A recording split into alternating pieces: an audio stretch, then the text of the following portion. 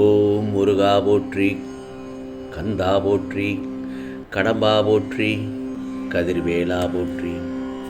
அறுபடை வீடு கொண்ட முருகப்பெருமானே போற்றி போற்றி. என் செல்ல குழந்தையே, உன் வேண்டுதல்கள் எல்லாம் நிறைவேறியது என் செல்லமே. உனக்கான 2 விருப்பங்களில் இந்த முருகப்பெருமான் நிச்சயமாக ஒன்றை நிறைவேற்றித் தருவேன். ஆம் செல்லமே, நான் சொல்வதை கேட்டால் சந்தோஷமாக தூங்குவாய். என் செல்லமே, மகிழ்ச்சி என்பது வெளிப்புற சூழல்களை சார்ந்தது அல்ல. எளிமையான வாழ்க்கையின் மூலம் ஒரு ஆனந்தமான அமைதியான சூழல் வெளிப்புறத்திலும் மனதிலும் ஏற்படும். இதை நீ அழகாக கண்டு நிச்சயமாக உணர்ந்து செல்லலாம். மிதமிஞ்சிய ஆசைகளும் தேவைகளும் அதிகரிக்க நம் மனதில் அமைதி என்பது குறைந்து கொண்டே வந்து கொண்டிருக்கும். வாழ்க்கையை எளிமையாக ஆக்குவதன் மூலம் அல்லது வாழ்வதன் மூலம் மன அழுத்தமின்றி மகிழ்ச்சியுடன் வாழலாம். நம் வாழ்க்கையில் ஏற்றம் இறக்கம் இரண்டும் இருக்கத்தான் செய்யும். நாளுக்கு நாள் பணம் வரும் போகும், இன்பமும் துன்பமும் கலந்து வரும். உலகில் உள்ள அனைவருமே இந்த ஏற்றத்தாழ்வுகளை கண்டிப்பாக சந்திப்பார்கள். ஏன், இயற்கை கூட காலத்திற்கு ஏற்றார் போல மழை வெயில் குளிர் என மாறி மாறி வருகிறதல்லவா? ஆனால் இந்த இன்பத்தையும் துன்பத்தையும் நாம் சரிசமமாக எடுத்துக்கொள்வதில்லை. உனக்கான இன்பம் வந்தால் உடனடியாக சந்தோஷமாக இருக்கிறாய். சில நேரங்களில் நம் இருக்கும் நிலையை கூட மறந்து விடுகின்றோம். அந்த சமயத்தில் அதே நேரத்தில் துன்பம் வந்தால் சோகத்தில் மூழ்கி விடுகின்றோம். நமக்கு ஏன் இரண்டையும் சரிசமமாக பார்க்கும் ஞானம் வருவதில்லை? அதை முதலில் நீ தெளிவடைய கற்றுக்கொண்டாலே உன் வாழ்க்கையில் நீ வெற்றி அடைந்து விடலாம். அதே சமயத்தில் பணமும் பதவியும் வந்துவிட்டால் கர்வத்தோடும் ஆணவத்தோடும் இருக்க வேண்டாம் என் செல்லமே. அது இல்லை என்றாலும் எப்போதும் அழுது கொண்டே சோகமாகவும் இருக்க வேண்டாம். வாழ்க்கையில் ஏற்படும் இன்பத்தையும் துன்பத்தையும் மகிழ்ச்சியையும் சோகத்தையும் சரிசமமாக ஏற்றுக்கொள்ள கற்றுக்கொள். ஆகவே உனக்கு ஏற்படும் சோதனைகளையும் கஷ்டங்களையும் கண்டு மனம் கலங்கக்கூடாது. மருந்து கசப்பாக இருந்தாலும் தாய் தன் குழந்தையின் நன்மைக்காகவே கொடுக்கிறாள். அதுபோலத்தான் தற்போதைய நிகழ்வுகள் உனது நன்மைக்காகவே இந்த முருகப்பெருமானால் நடத்தப்படுகிறது என்று நீ நினைத்துக்கொள். தற்போதைய நிலை நிச்சயமாக மாறும். என் மீது கொண்ட நம்பிக்கை நிச்சயமாக நான் எல்லாவற்றையும் மாற்றி காண்பிப்பேன். உனக்கானதை நிச்சயமாக நிறைவேற்றித் தருவேன் என் செல்லமே, கவலைப்படாதே. அதேபோலத்தான் உன்னுடைய உறவினர்கள் உற்றார் நண்பர்கள் உனக்கு துரோகம் இழைக்கிறார்கள் என்று வருத்தப்படாதே. அவற்றை எல்லாம் எப்படி எதிர்கொள்வது என்று நிதானமாக யோசித்து அறிந்து கொள். நட்பு பாசம் இல்லாமல் பணம் ஒன்றே குறிக்கோளாய் கொண்ட வியாபாரிகளான இவர்களுக்காக கவலைப்படாமல் உன் மனதை ரணப்படுத்திய நிகழ்வுகளை மறந்து உன் லட்சியத்தை அடைவதில் மட்டுமே நீ கவனமாக இருக்க வேண்டும். வாழ்க்கையில் சாதிக்க வேண்டுமென்றால் தேவையற்ற பேச்சை குறைத்து தீர்க்கமான செயல்களில் மட்டுமே ஈடுபடும். இவைதான் உன் லட்சியத்தை அடையச் செய்யும் உத்திகள். புரிகிறதா என் செல்லமே? அதே போலத்தான் வாழ்க்கையில் தோற்றுக்கொண்டே இருக்கிறோமே என்று சதா கவலைப்பட வேண்டாம்.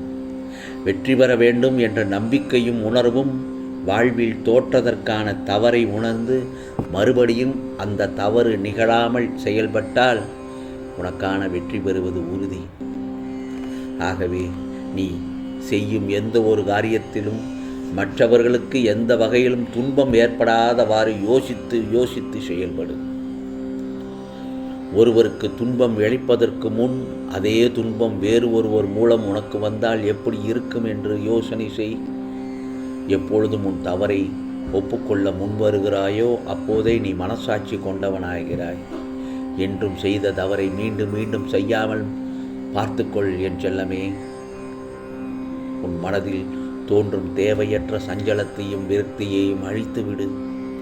அதனால்தான் இப்பொழுது நீ உருக்குலைந்து போகிறாய். உன் வார்த்தைக்கு யாரும் மதிப்பளிக்கவில்லையே என்றுதானே நீ அதிகமாக வருந்துகிறாய். வருந்த வேண்டாம். உன் நல் வார்த்தைகளை செவிசாய்க்காமல் வழி நடப்பவர்களுக்குத்தான் அது இழப்பு. உனக்கு ஒன்றுமே இல்லை. ஆகவே உன்னை சுற்றி இருப்பவர்களில் யார் நல்லவர்கள் யார் கெட்டவர்கள் என்று சந்தேக கண் கொண்டு பார்க்க வேண்டாம். நீ உனக்கான உன் கடமைகளை செய்து கொண்டே இரு. அவர்கள் உனக்கு தீங்கிழைத்தால் அதற்கு தண்டனையை நிச்சயம் அவர்கள் அனுபவிப்பார்கள். கவலைகளை எல்லாம் தூக்கி எறி, வாழ்க்கையை நம்பிக்கையோடு எதிர்த்து நில். அப்போதுதான் உன்னால் தடைகளை தகர்த்து உனக்கான வெற்றியை நிச்சயமாக அடைய முடியும். உனது துயரங்கள், வியாதிகள், கடன் சுமைகள் அனைத்தும் உன்னை விட்டு விலகும் நேரம் வந்துவிட்டது.